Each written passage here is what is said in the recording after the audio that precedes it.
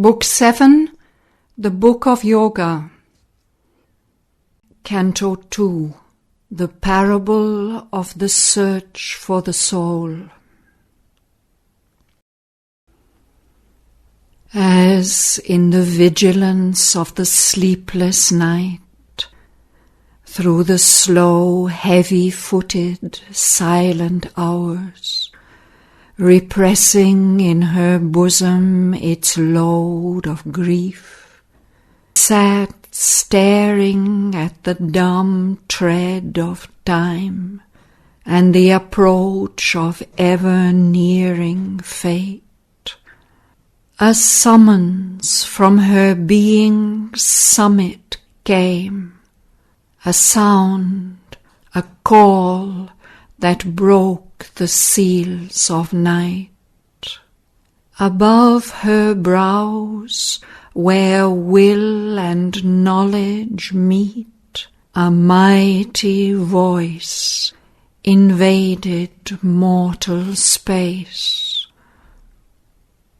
It seemed to come from inaccessible heights, and yet was intimate with all the world, and knew the meaning of the steps of time, and saw eternal destinies, changeless seen, filling the far prospect of the cosmic gaze. As the voice touched, her body became a stark and rigid golden statue of motionless trance, a stone of God lit by an amethyst soul. Around her body's stillness all grew still. Her heart listened to its slow measured beats. Her mind, renouncing thought, heard and was mute.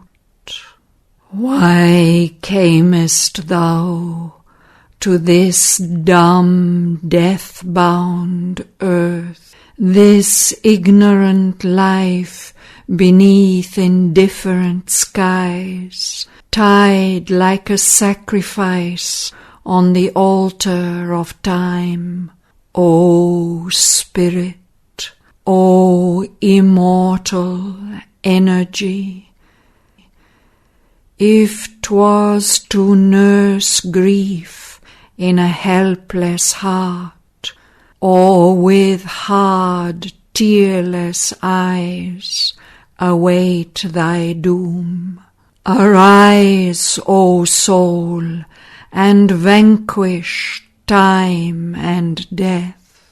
But Savitri's heart replied in the dim night, my strength is taken from me and given to death.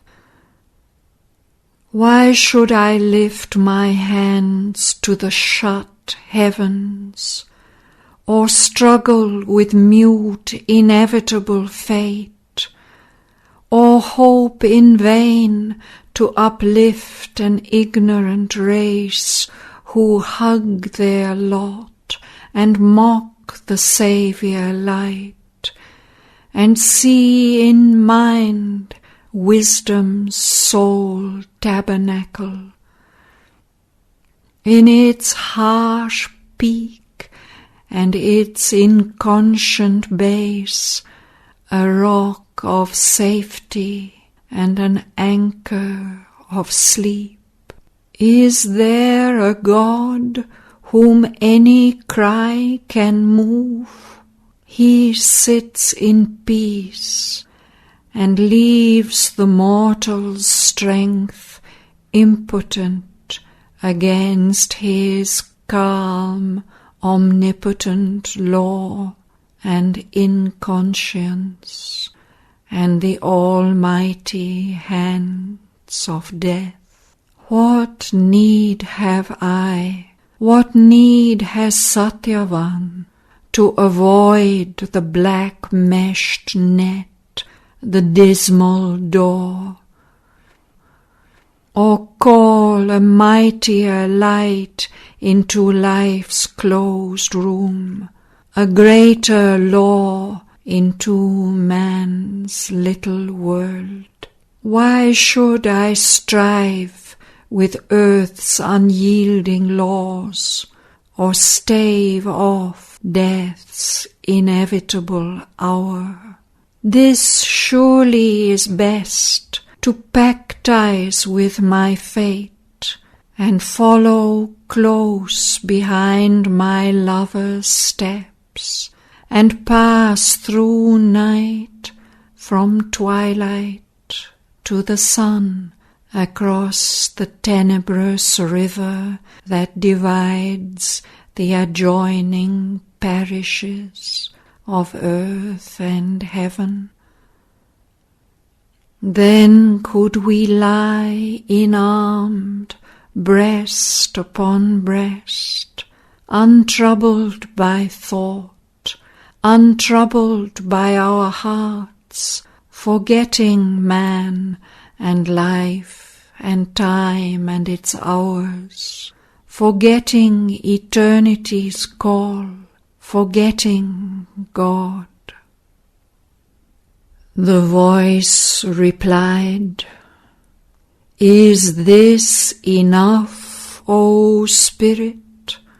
And what shall thy soul say when it wakes and knows the work was left undone for which it came? Or is this all for thy being born on earth, charged with a mandate from eternity, a listener to the voices of the years, a follower of the footprints of the gods, to pass and leave unchanged the old dusty laws?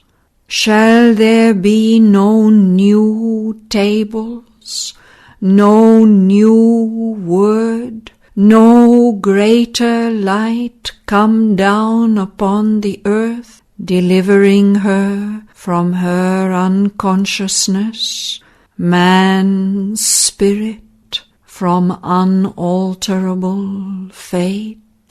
Camest thou not down to open the doors of fate, the iron doors that seemed forever closed, and lead man to truth's wide and golden road that runs through finite things to eternity? Is this then the report that I must make, my head bowed with shame before the Eternal's seat?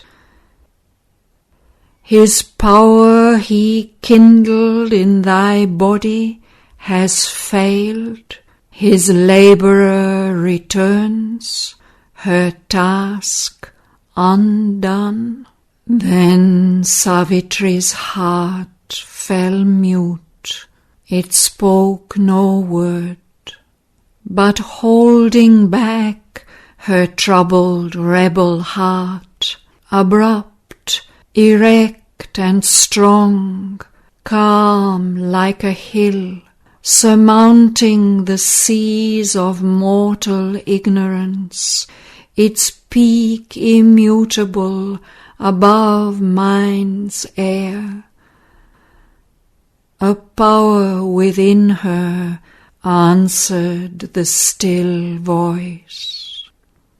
I am thy portion here, charged with thy work, as thou myself, seated forever above. Speak to my depths, O great and deathless voice. Command, for I am here to do thy will.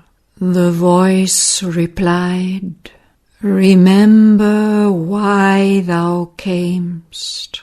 Find out thy soul, recover thy hid self. In silence seek God's meaning in thy depths.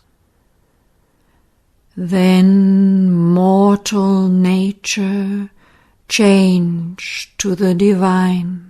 Open God's door, enter into his trance.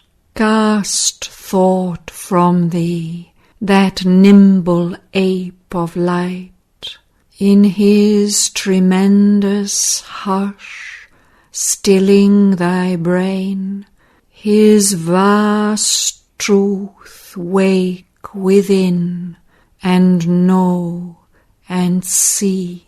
Cast from thee sense that veils thy spirit's sight. In the enormous emptiness of thy mind, thou shalt see the Eternal's body in the world. Know him in every voice heard by thy soul. In the world's contacts meet his single touch. All things shall fold thee into his embrace.